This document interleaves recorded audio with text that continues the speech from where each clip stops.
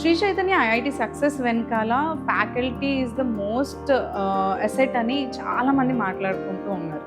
So మీరు faculty సెలెక్షన్లో కానీ, లేదంటే ట్రైనింగ్, ఇంకా వాళ్ళ మెంటోరింగ్ సిస్టమ్ కానీ, లేదంటే స్టూడెంట్ ఇంటరాక్షన్ దాంట్లో మీరు ఎలాంటి స్టాండర్డ్స్ని మెయింటైన్ చేస్తూ వస్తున్నారు అసలు? నేనే ఉన్నాను ఎగ్జాంపుల్. నా జర్నీ శ్రీ చైతన్య 4 డెకేడ్స్ అయితే, మోర్ దాన్ 3 డెకేడ్స్ నేను శ్రీ చైతన్యలో ఉన్నానంటే ఫ్యాకల్టీని ఎలా చూసుకుంటారంటానికి ఇంతకన్నా బెస్ట్ ఎగ్జాంపుల్ ఇంకోటి అక్కర్లేదు. ఎవరైతే అలా ఇంటిగ్రిటీ ఉంటుందో, దాంతోపాటు టైమ్లీ సబ్జెక్ట్ మీద అప్డేషన్ అనేటువంటి జరుగుతుందో, ప్లస్ యాక్యురసీ పాయింట్ ఆఫ్ వ్యూలో నీడ్స్ ఆఫ్ ది అవర్స్ని అర్థం చేసుకొని వాళ్ళ యాక్షన్ ప్లాన్ తయారు చేసుకుంటారు.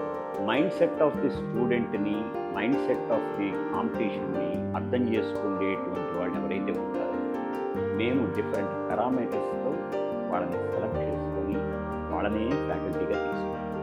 Timely the question paper scheduling అంతా కూడా ఐఐటి ఎగ్జామినేషన్ కనుక ఏ డేట్న జరుగుతుంది, ఏ డేట్న రిజల్ట్ ఇస్తాడు అనే కరికులం ఎలాగైతే ఉంటుందో, మా దగ్గర కూడా సిస్టమేటిక్గా పలానా డేట్న ఎగ్జామ్ ప్రోగ్రామ్ స్టార్ట్ అయిందంటే ఆ డేట్న స్టార్ట్ అవుతుంది, పలానా డేట్న ఈ ఎగ్జామ్ జరుగుతుందంటే ఆ డేట్న ఎగ్జామ్ జరుగుతుంది, పలానా డేట్కి ఎనాలిసిస్ వస్తుందంటే ఆ ఎనాలిసిస్ వస్తుంది.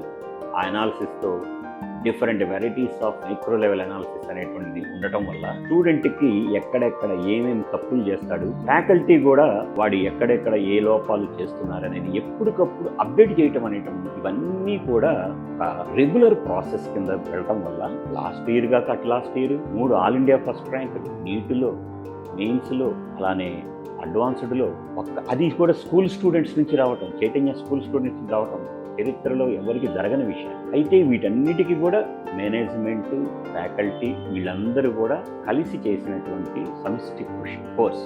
దానికి మా స్టూడెంట్స్, పేరెంట్స్ వాళ్ళు ఇచ్చిన సపోర్ట్ కూడా దానికి ఎంతో ముఖ్యమైనటువంటి కారణం.